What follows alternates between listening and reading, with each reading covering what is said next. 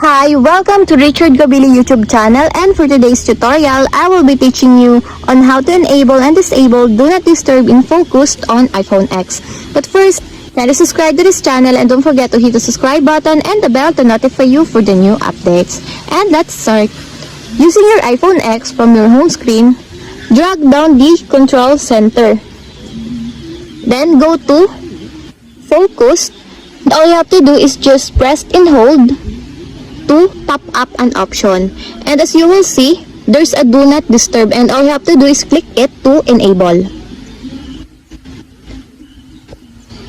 and it is now enabled. And if you want to disable, just turn again this do not disturb, and it is now disabled. And that's it. We have successfully enabled and disabled Do Not Disturb in Focus on iPhone X.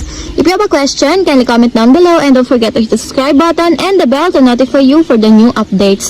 And thank you for watching!